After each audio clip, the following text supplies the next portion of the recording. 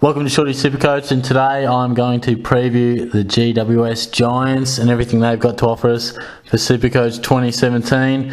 The star-studded Giants, they've been showered with top-end selections. There'll be many people's premiership favourites as we work our way through the pre-season.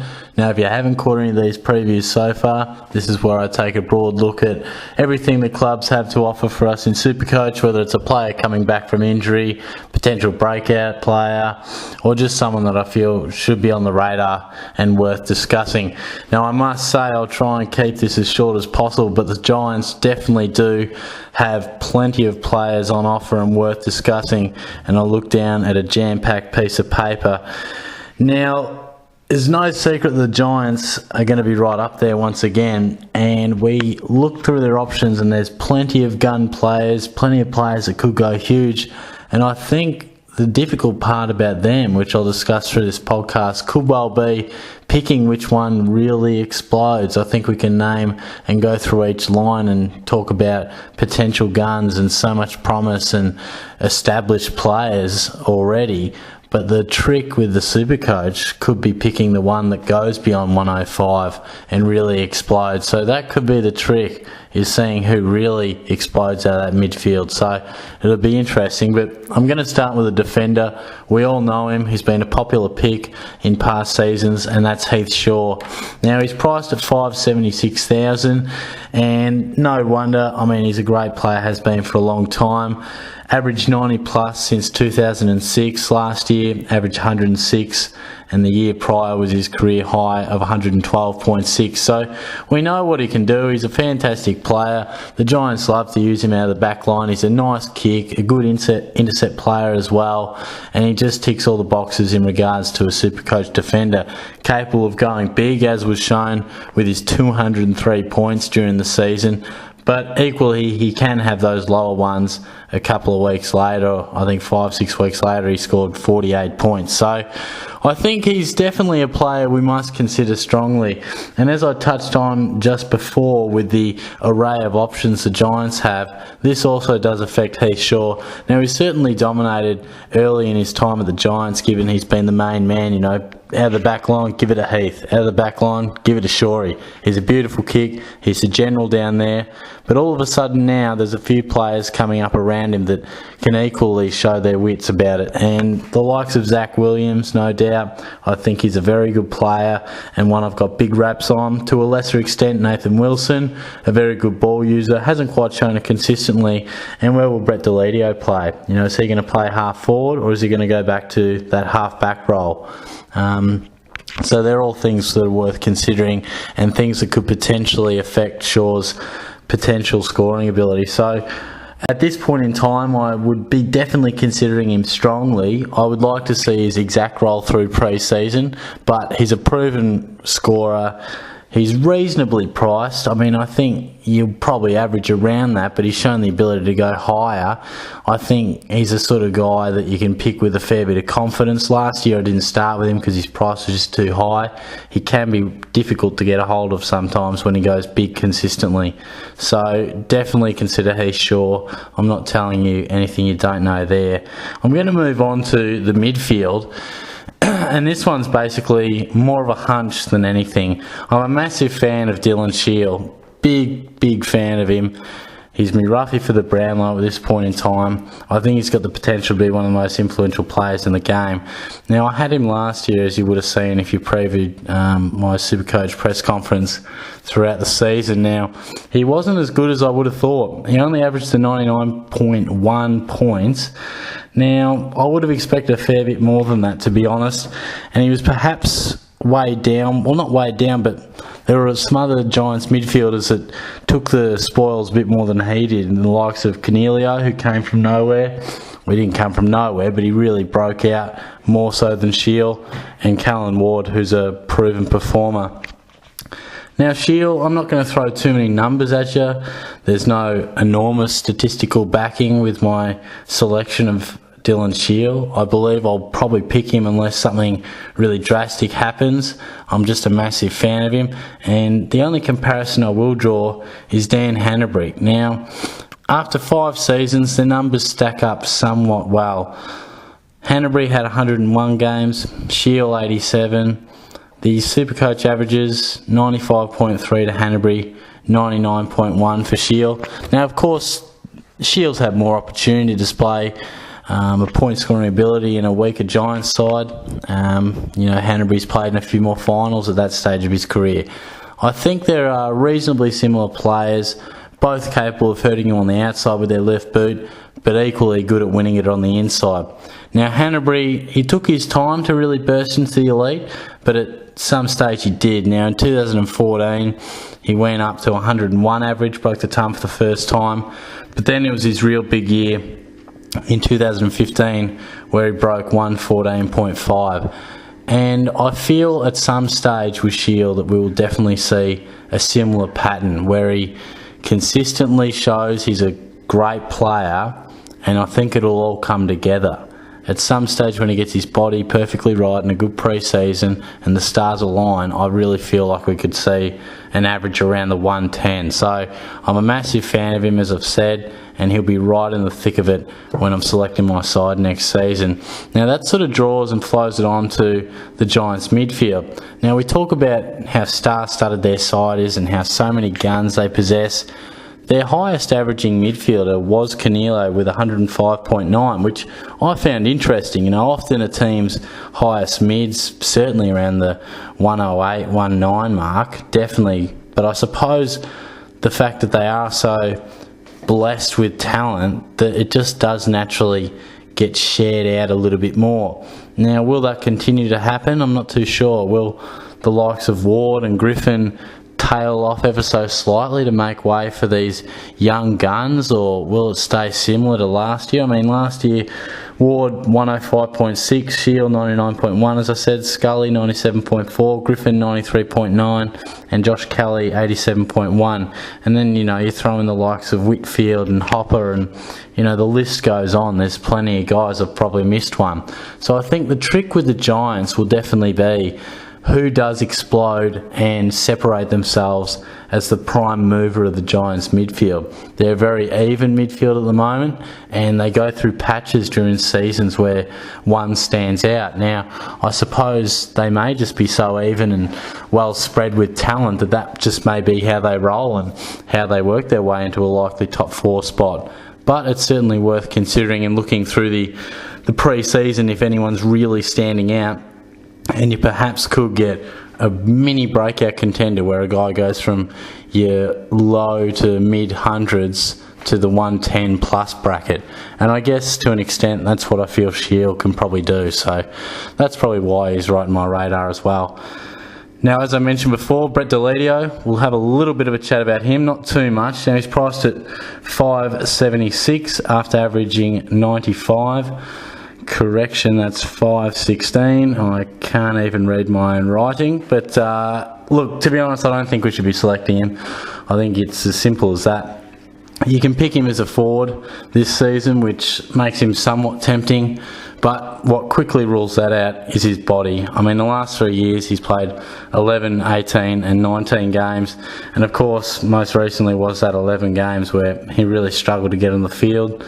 I also think the fact that he's going to the Giants, which I've already said 1,000 times, is that their stars are all over the ground, which will mean Deledio, you would think, would only spend stints in the midfield, if that, and he'll probably be a more specialist forward, your half-forward flank, or maybe the designated ball mover alongside Shaw on the half-back line. So I don't think we'll see those really big midfield numbers like he could get at the Tigers. He was never an out-and-out midfielder over the last couple of years, would often play forward as well, but he played that role extremely well. So I think he'll probably spend too much time out of the guts, and the fact that his body is really letting him down quite a lot after he used to be one of the more durable players in the game, I think that's just far too dangerous to select him. And there are quite a few other players in the forward line that are starting to emerge, and I think to pay over $500,000 for a guy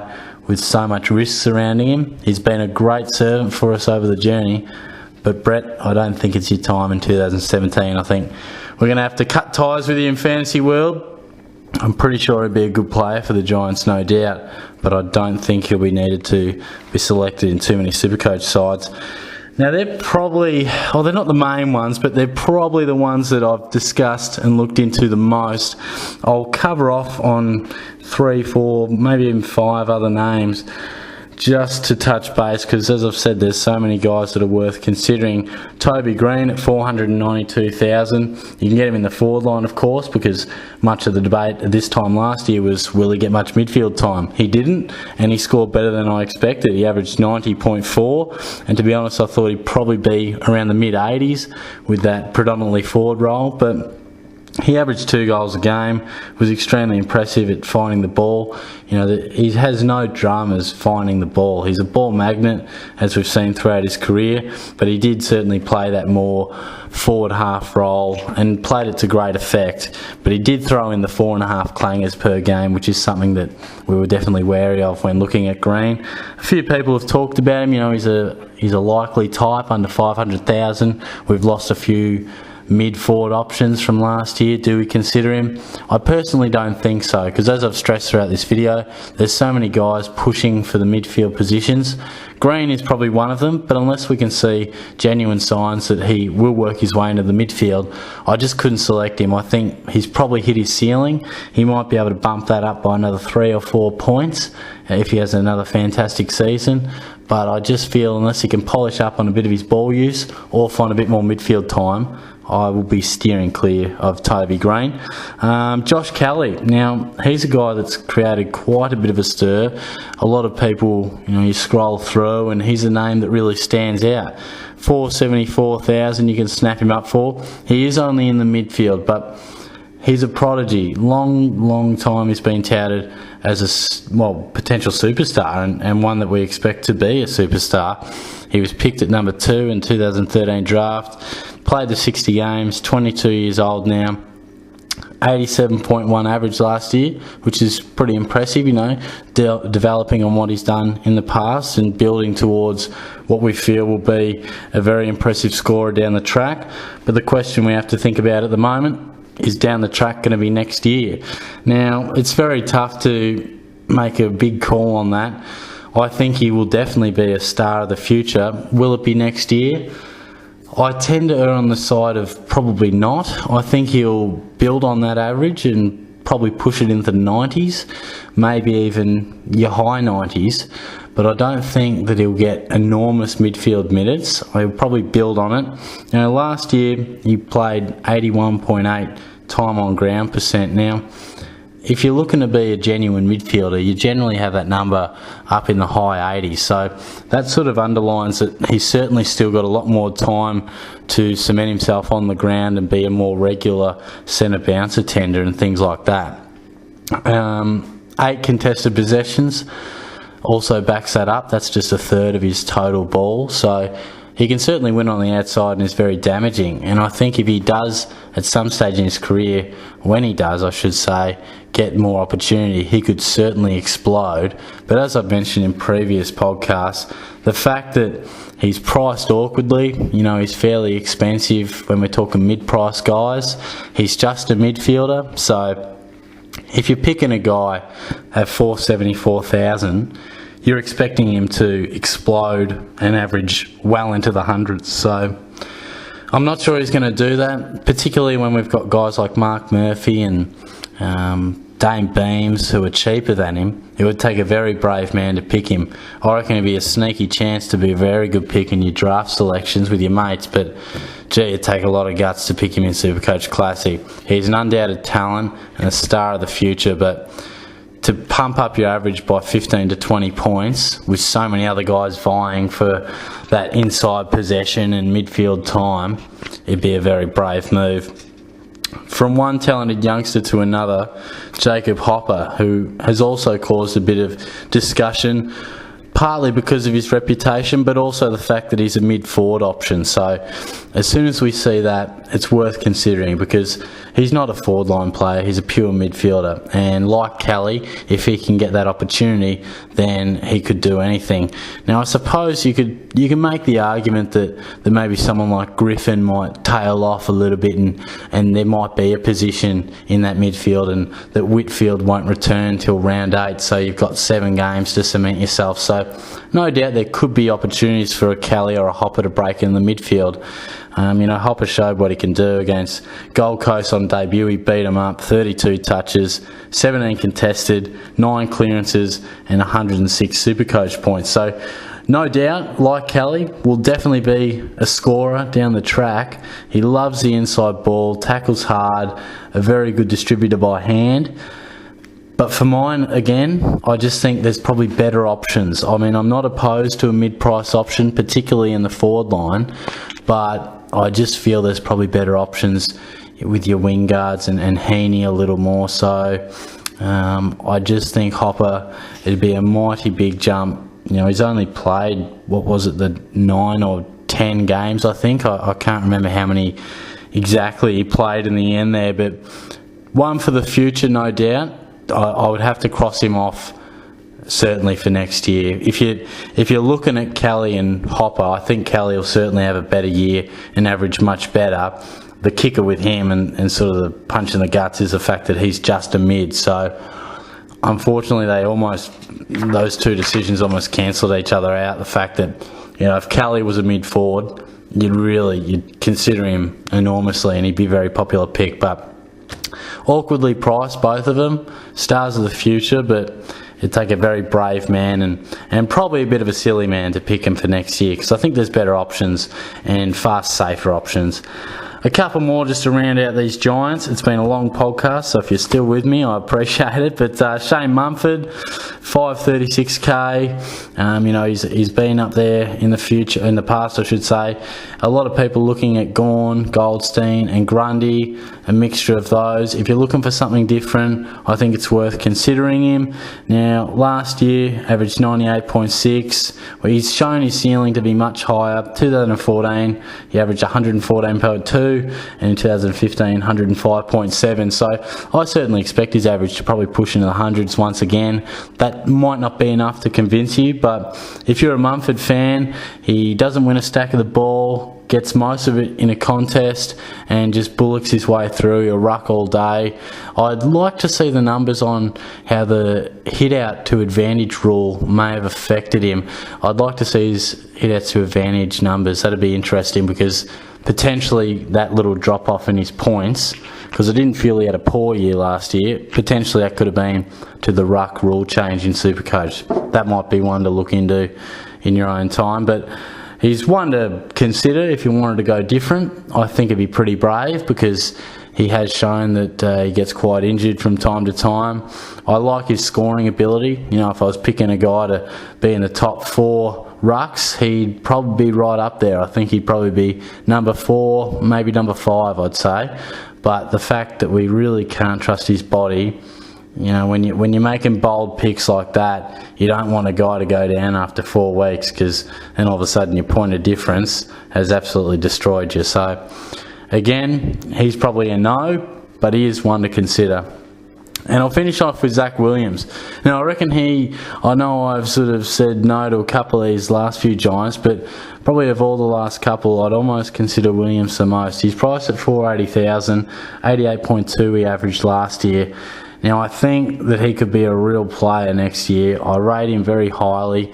He's got great skills. He's creative off the back line, and I think he'd be a fantastic foil for Heath Shaw down the track, and I think it could be as early as next year. I mean, he had some great games last year, but still sort of worked his way as a footballer and sort of was in the shadow of Heath Shaw. Now, as I touched on with Heath Shaw, how much will Williams affect Shaw? Likewise, will Shaw affect Williams a reasonable amount? I think as time goes on, their averages will become a lot closer, with a less of a reliance on the more senior Shaw as Williams sort of develops a lot more. And I think, we do have quite a reasonable amount of defensive options which makes it again a bold selection. But I'd strongly consider Williams. I think if he's having a good pre-season, he could be someone who really does bump his average up by 10 points, and that's all you really need. I think if you could get an average out of him of around 98, then you'd be pretty happy, because you would have made a bit of money and he'd probably be in that top 10 sort of defenders for the year. So I think he's definitely a guy to consider. Of course, at this stage, we have to always watch out for the pre-season, and none more so than Greater Western Sydney, I think, to really hone in on what their defined positions will be and how much of a dominance they do take towards a Heath Shaw, or where does Deledio play? Does someone stand out in the midfield?